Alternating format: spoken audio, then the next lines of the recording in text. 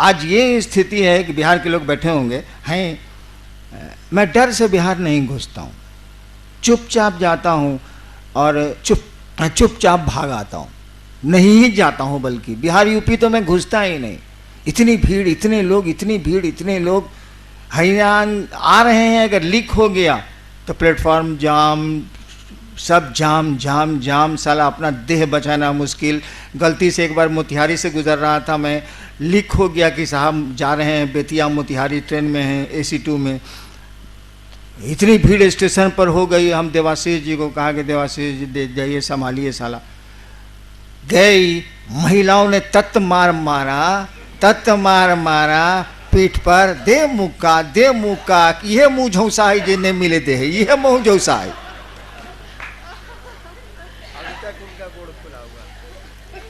सही घटना ऐसे टाटा में हो गया। मैं जा रहा था उड़ीसा, लीक हो गया कि साहब गुजर रहे हैं, फिर वहां भी वही स्थिति हो गई। तो देखिए, शुरू किया था, कोई नहीं था। मुझको याद है वो दिन जब 8-10 गुरु भाई आते थे और उनको खाना बना के खिलाना और उनके जूठे बर्तन साफ करना मेरी पत्नी किया करती थी।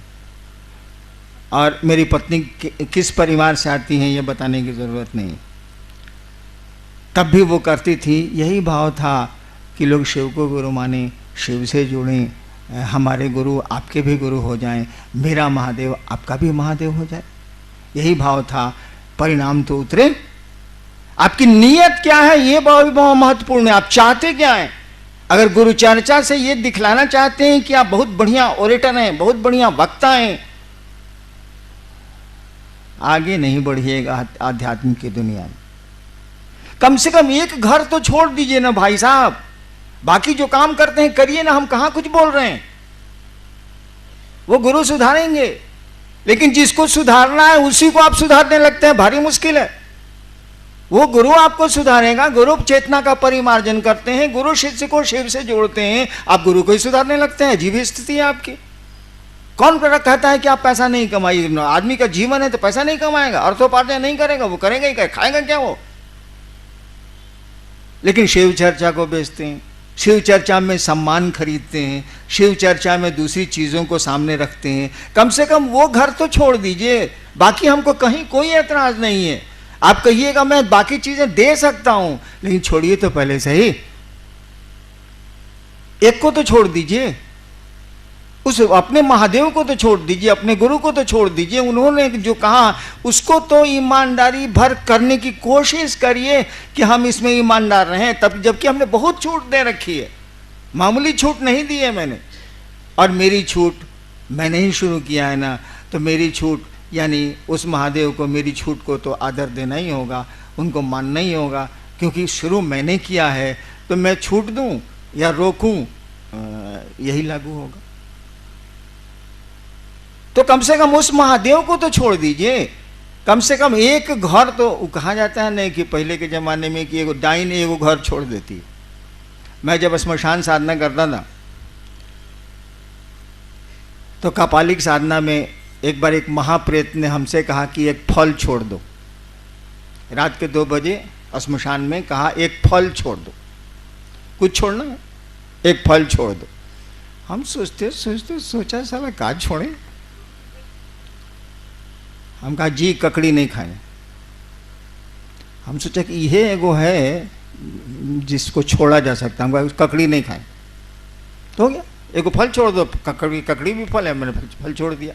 जब शिव गुरु हो गए तो सतीशवा बक्सर से ककड़ी ले आता था, मैं प्रेम से खाता था, कहा कि मैंने वादा वहां किया था, शिव के सामने थोड़ा ही किया था, मैं प्रेम से खाता था। तो हमको आपको भी उस घर को छोड़ देना चाहिए। जो गुरु कहते हैं उसको ईमानदारी से करने की कोशिश करिए, करिएगा, परिणाम आपको मिलेंगे। मिल रहे हैं तभी इतनी भीड़ है। कितना हुआ, कितने साल बीते हैं शिव चर्चा के, कितना वक्त गुजरा है। अरे कमरे से बाहर मैंने शिव चर्चा शुरू की थी 1990 में, 22 साल न हुआ है। 22 साल में बिहार यूपी में कोई कौन गांव कौन गली बची हुई है जहां शिव चर्चा नहीं होती है? परिणाम है तब ना है। हम लोग कहाँ जाते हैं? मैं तो आजकल निकलता भी नहीं। परिणाम है तब ना लोग शिव से बन रहे हैं और आप घोषणाओं पर घोषणाएं किए जा रहे हैं, लोगों को शिव चर्चा की ओर मुखातिब किए जा रहे हैं, प्रेरित किए चले जा रहे हैं। परिणाम है तो गुरु चर्चा करिएगा, गुरु का आदेश करिएगा, तो आपको भी लाभ ही होगा। आप देखिए ना, मैंने तो देखा है 30 वर्षों में, जब मैं कमरे के भीतर भी शिव चर्चा करता था या बाहर भी करने लगा, तब से आज तक मैं देख रहा हूं लोगों के कष्ट में कमी आई है, लोग अच्छी स्थिति में गए हैं। पैसा आपके पास भले नहीं हो, पैसा तो मेरे पास भी नहीं, पैसा आपके पास भले नहीं हो, लेकिन अच्छा पहनने लगे हैं आप, अच्छा खाने लगे हैं आप, आपके परिवार के लोग अच्छे रहन सहन में रहने लगे हैं। ये मैं लगातार देख रहा हूं। और आपके कष्ट कम हो जाते हैं। कब नहीं कम होते हैं? जब आप इसका रोना रोते हैं। दवा खा नहीं रहा है, रोग के बारे में हल्ला कर रहा है, दवा बताई जा रही है, आप सुन ही नहीं रहे। अरे औषधियों के इंतजार में व्याधियां प्रसार थोड़ी रोक देंगी। आप दवा नहीं खाएगा तो बीमारी रुक जाएगी कि बीमारी बढ़ेगी? उसका लक्षण है बढ़ती है, वो दवा तो खानी होगी। तो आप ये रोना क्यों रोते हैं? कष्ट किसको नहीं है यहाँ? कौन मुक्त हुआ है इससे? शिव भी शरीर में आए तो मुक्त नहीं हो सकते वो। ये योनिगत दोष है। योनिगत जैसे होइएगा, आपके कर्मफल आपका पीछा करेंगे, काल का प्रभाव आप पर पड़ेगा, समय का प्रभाव आप पर पड़ेगा। वो तो शिव भी शरीर में आएंगे तो उनको तो जगत के नियमों में चलना होगा। हिंदुस्तान में घुस आइएगा आप अमेरिका से, आप कहिएगा कि यहाँ का कानून हम नहीं जानते हैं। वाह, ignorance of law is no excuse. कानून नहीं जानना कोई माफी नहीं है। अरे भाई, कोई आदमी इस देश में घुस जाएगा नेपाल से, कहेगा हमको यहाँ का कानून, यहाँ का आदमी नेपाल चला जाएगा, कहेगा हमको कानून नहीं मालूम था इसीलिए ऐसा किया, सजा नहीं मिलेगी उसको? मिलेगी। तो इस धरती का जो नियम है उसमें शिव भी आएंगे तो उनको यहाँ के काल चक्र में पड़ना ही पड़ना है।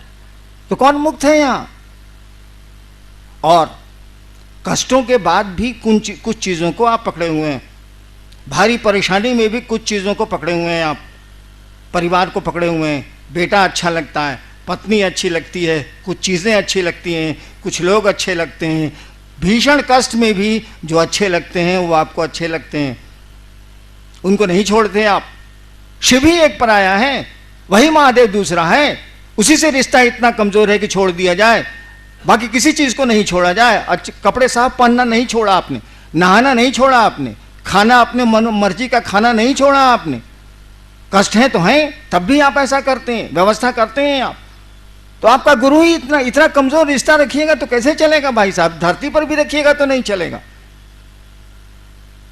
तो चलो, इतने कष्ट हैं, शिव भी रहेंगे तो क्या अंतर आएगा? इतनी परेशानियां हैं, एक हमारा गुरु भी रहेगा तो क्या अंतर आएगा? उसी में करेंगे। और करना शुरू करिए ना, वो दुख धीरे धीरे टूटते हैं, खत्म होने लगते हैं। कहा जाता है ना कि बनने में समय लगता है, टूटने में समय नहीं लगता है। एक बार मेरे टीवी में भगवती ने कहा था, मेरे टीवी में, झूठी कहानी, नदी आवा है न बउआ तो धीरे धीरे अह रहा है। वो जहाँ रहिएगा, जहाँ की बोली होगी, जवाब उसी की बोली में आवेगा, वहीं की बोली में आवेगा। मेरी ये भाषा नहीं है, मैं तो भोजपुरी भाषी हूँ। उत्तर आया था, नदी आवा है न बउआ, मन नदी में जब बाढ़ आती है, नदी आवा है न बउआ तो धीरे धीरे अह रहा है। यानी नदी के बाढ़ का पानी धीरे धीरे घटता है, अकबकाओ नहीं। एक बहुत मैं कष्ट में पड़ गया था, डॉक्टरों ने कह दिया था कि इसका कोई इलाज नहीं है। उसी पर उन्होंने उत्तर दिया था कि नदी आवा है न बउआ तो धीरे धीरे अह रहा है।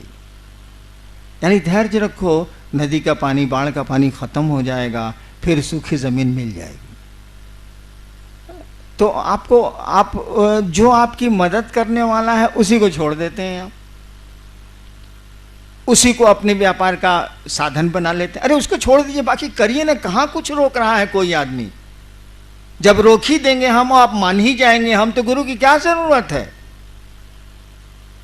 श्रद्धा आप में पैदा ही हो जाए, संशय का नाश ही हो जाए, तो फिर गुरु की क्या जरूरत है? शिव के प्रति प्रेम ही पैदा हो जाए, तो फिर गुरु की क्या जरूरत है? कोई रोल उनका नहीं है, कोई भूमिका उनकी नहीं है, सब करेंगे गुरु। उसी रिश्ते में आप सेंध मारते हैं, उस रिश्ते को तो बचा के रखिए भाई साहब। हम लोग सारे लोग आपकी मदद करने को तैयार हैं, मैं तो निश्चित ही आपकी मदद करूंगा। बस गुरु का आदेश उनकी नियत से आप करिए, जो वो चाहते हैं वैसी नियत पैदा करिए, ऐसी ही उनसे दया मांगिए, और देखिए जिंदगी बदल जाएगी, खुशियां वापस लौट आएंगी।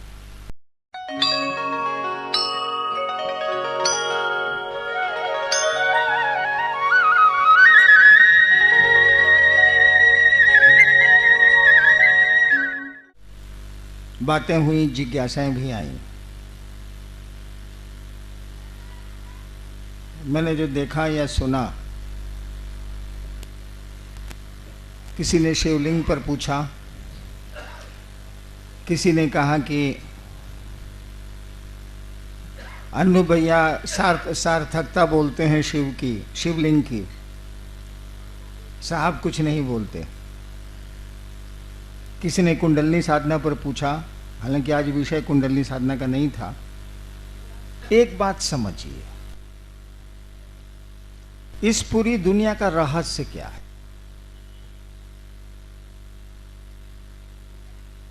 बात हुई है इस पर, कई वक्ताओं ने इस पंक्ति को अपनी चर्चा में कहा कि पूरी सृष्टि उस शिव की इच्छा से निर्मित है, उस ईश्वर की इच्छा से निर्मित है। ध्यान दीजिएगा, आप भी निर्मित हैं उसी की इच्छा से। ये खुदा की खुदाई है, उसकी इच्छा से यहां सब कुछ निर्मित है, चल भी रहा है, टूट भी रहा है, फिर निर्माण हो रहा है। क्या वह इच्छा आपके पास है? मैं महोत्सव में नहीं बोल रहा, इसीलिए समझने की कोशिश करिए। वह इच्छा आपके पास भी है। क्या नहीं बनाए हम लोगों ने, बनाते चले जा रहे हैं। बीमारियों से लड़ने के साधन, रहने की व्यवस्था, आवागमन के नए नए उपाय, आवाम, क्या नहीं बनाए? किस चीज से बनाए? अगर सोचा नहीं होता, अगर संकल्प नहीं लिया होता, न टेबल बनता, न मकान बनता, न हवाई जहाज बनते, न पनडुब्बियां बनती। किसी ने सोचा, ज्ञान लिया, क्रिया की, यानी मूल बात है उसकी सोच, उसकी इच्छा। उसकी इच्छा, उस कहा जाता है कि शिव की इच्छा में तो बड़ा बल है, उसकी इच्छा ही शक्ति है। कहा जाता है शिव की इच्छा ही शक्ति है। शिव शक्तियों से जाने जाते हैं, उसी की इच्छा से वो जाने जाएंगे। वो आप में भी आई है, और बहुत कुछ तोड़ते हैं आप, बहुत कुछ बनाते हैं आप, बहुत कुछ रखते हैं आप। और इसके पीछे एक ही रहस्य है, आपका संकल्प। संकल्प शब्द का प्रयोग इसीलिए किया गया है कि आपकी इच्छा थोड़ी कमजोर है उस ईश्वर से। आप अस्पताल जा रहे हैं, नहीं भी जा सकते हैं। आप सर्कस देखने गए हैं, लौट आ सकते हैं। कोई घटना आपको वापस बुला सकती है। यानी इच्छा है आपकी कि आज सिनेमा जाएंगे, सिनेमा हॉल में बैठे भी हैं आप सिनेमा देखने को, और दुर्घटनाएं आपको घर भेज देती हैं, दूसरी जगह भेज देती हैं, और आपको जाना पड़ता है। यानी इच्छा तो है सिनेमा देखने की, लेकिन वो इच्छा टूट गई, किसी ने तोड़ दिया या टूट गई। यानी हमारी आपकी इच्छा है कमजोर, लेकिन यही इच्छा जब संकल्प का रूप लेती है, यही इच्छा जब भाव का रूप लेती है, एक ही चीज है वो, प्रेम, भाव और विचार। इच्छा जिसको बोलते हैं, इच्छा में विचार ही है, थॉट्स है। वही इच्छा जब मजबूत होती है तो आप इसको भाव शब्द देती हैं, है वही।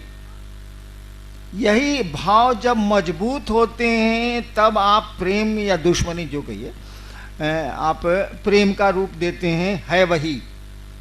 पानी वही है जो भाप भी बना है, या भाप वही है जो पानी भी बनता है और बर्फ भी है वही। यानी उस सृष्टिकर्ता के पास जाने के साधन आपके पास हैं, क्योंकि उसने अपनी इच्छा से पूरे जगत का निर्माण किया है। आप अपनी इच्छा से शिव के पास जाएंगे, वो ऊर्जा आपको दी हुई है, वो अस्त्र आपके पास है, वो साधन आपको दिया हुआ है।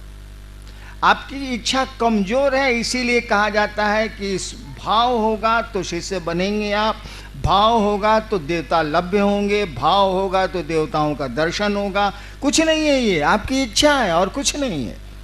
इच्छा अभी होती है फिर टूट जाती, लेकिन इच्छा जब ठहर जाएगी तो उसके रूप बदलेंगे, उसके परिणाम भी बदलेंगे। रहेगी मटेरियल वही है, सामान वही है, H2 वही है, हाइड्रोजन 2 ऑक्सीजन 1 उतना ही है। पानी में, बर्फ में, भाप में मटेरियल तो एक ही है। मटेरियल आप ही के पास, वो इच्छा का मटेरियल है, उसको आप मजबूत